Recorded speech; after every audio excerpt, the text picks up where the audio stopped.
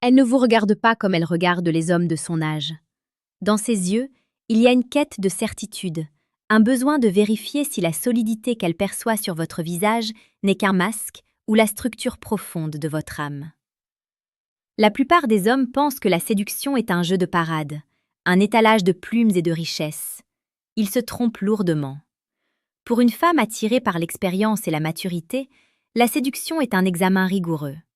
Elle ne cherche pas un amant d'un soir, elle cherche un ancrage dans un monde qui dérive. Comme le disait Marc Aurèle dans ses méditations, ne perdez plus de temps à discuter de ce que doit être un homme de bien, soyez-le. Cette vérité est le socle de ce que nous allons explorer aujourd'hui. Lorsqu'une femme plus jeune tourne son regard vers un homme plus âgé, elle ne le fait pas par hasard. Elle est attirée par l'odeur du temps maîtrisé, par la promesse d'une force tranquille que l'agitation de la jeunesse ne peut pas offrir. Mais avant de vous ouvrir son cœur, avant de se laisser aller à la romance la plus absolue, elle va dresser devant vous deux obstacles invisibles. Deux questions, souvent déguisées en simples conversations, qui servent à sonder la profondeur de votre puits. Si vous échouez, vous n'êtes qu'un vieil homme qui essaie de rester jeune. Si vous réussissez, vous devenez l'homme qu'elle n'oubliera jamais. Le premier test, la première question qu'elle vous posera d'une manière ou d'une autre, concerne votre relation avec votre propre passé et vos cicatrices. Elle vous demandera souvent, au détour d'un verre ou d'une promenade nocturne, si vous regrettez les choix que vous avez faits ou si vous aimeriez redevenir le jeune homme que vous étiez. Ce n'est pas de la curiosité nostalgique, c'est un scanner émotionnel. Elle veut savoir si vous êtes en paix avec l'homme que vous êtes devenu. Un homme qui soupire après sa jeunesse perdue est un homme faible aux yeux d'une femme.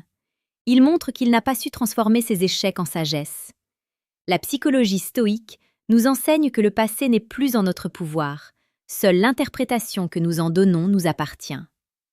Imaginez la scène. Vous êtes assis en face d'elle. L'air est chargé d'une tension électrique, cette alchimie particulière qui naît de la différence d'âge. Elle vous regarde avec une intensité troublante et vous lance cette interrogation sur vos regrets. Si vous commencez à vous plaindre, à dire que la vie était plus belle avant, vous brisez le charme. Vous devenez un fardeau. Mais si vous répondez avec la sérénité de celui qui a traversé les tempêtes et qui chérit chaque ride comme une médaille de guerre, vous devenez magnétique. Vous lui montrez que vous habitez pleinement votre présent. C'est ici que la romance prend une dimension sacrée. Elle ne veut pas de votre jeunesse, elle veut votre maîtrise. Elle veut sentir que, peu importe les chaos du monde, vous restez le capitaine de votre âme. Avant de poursuivre vers le second test, qui est encore plus brutal et révélateur, prenez un instant pour réfléchir à votre propre posture. Si vous ressentez que ce contenu résonne en vous, sachez que Psychologie Stoïque publie chaque jour des clés essentielles pour transformer votre perception de la séduction et de la vie. Abonnez-vous maintenant pour ne rien manquer de cette sagesse qui sépare les hommes ordinaires des hommes d'exception. Dites-nous d'ailleurs en commentaire si vous avez déjà ressenti ce décalage de maturité lors d'une rencontre. Votre expérience enrichit la communauté. Le deuxième test est celui de votre liberté intérieure. Elle vous demandera, peut-être de manière provocante, ce que vous attendez encore de la vie ou ce que vous cherchez chez elle. Elle teste votre dépendance. Elle veut voir si vous avez besoin d'elle pour vous sentir vivant ou si vous l'invitez simplement à partager une vie déjà complète et passionnante. C'est une nuance subtile mais capitale. L'homme mûr qui s'accroche à une femme plus jeune comme à une bouée de sauvetage est pathétique. L'homme mûr qui marche sur son propre chemin et qui tend la main à une femme pour qu'elle l'accompagne un moment est irrésistible. La psychologie moderne confirme que l'attraction pour un homme plus âgé repose sur l'archétype du protecteur et du guide. Mais un guide ne demande pas son chemin, il le trace. Lorsqu'elle vous teste sur vos ambitions ou sur la place qu'elle occupe dans votre esprit, elle cherche à déceler une faille. Elle veut savoir si elle peut vous manipuler par votre désir ou si votre volonté est de granit. Dans le silence d'une chambre ou dans le tumulte d'une fête, elle observera comment vous réagissez à son absence ou à ses jeux. Si vous restez imperturbable, non par indifférence, mais par une profonde confiance en vous, elle tombera plus bas encore dans l'admiration. Le romantisme ici n'est pas dans les fleurs ou les poèmes faciles. Il est dans la sécurité émotionnelle que vous dégagez. Il est temps de comprendre que pour naviguer dans ces eaux complexes, il faut des outils que la société moderne ne vous donne plus. C'est pour cette raison que je vous invite, en toute discrétion, à consulter le deuxième lien présent dans la description de cette vidéo. Vous pourrez y télécharger le manuel brutal du séducteur stoïque.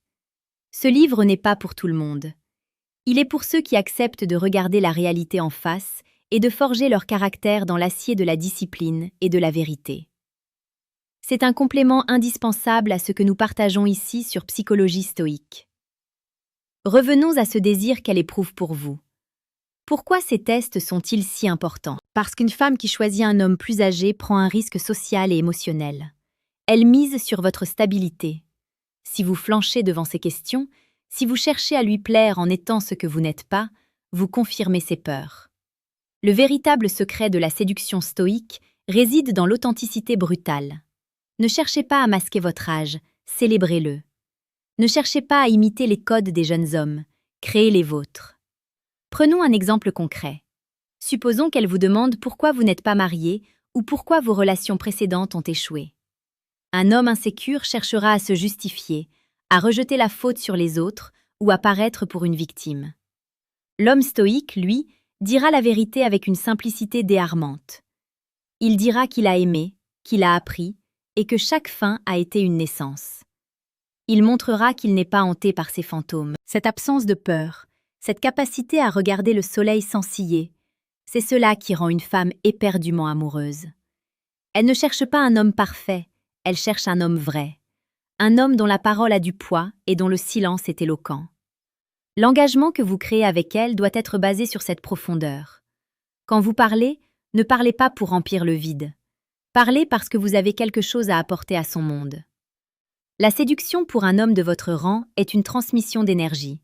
C'est une invitation dans un sanctuaire de calme. Plus le monde extérieur est bruyant, plus votre calme devient une drogue pour elle. Elle testera ce calme.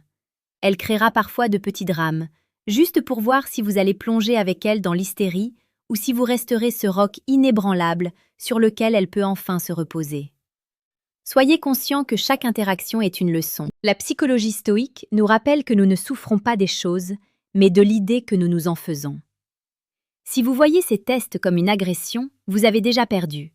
Si vous les voyez comme une opportunité de démontrer votre vertu et votre solidité, vous avez déjà gagné. C'est ce changement de perspective qui fait de vous un maître de la séduction et de votre propre existence. En avançant dans cette relation, vous remarquerez que son désir pour vous grandit proportionnellement à votre capacité à rester indépendant. Le romantisme le plus pur naît de la liberté.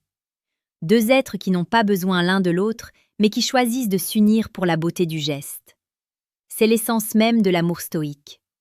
Pas de chaîne, pas de chantage, juste la rencontre de deux volontés puissantes.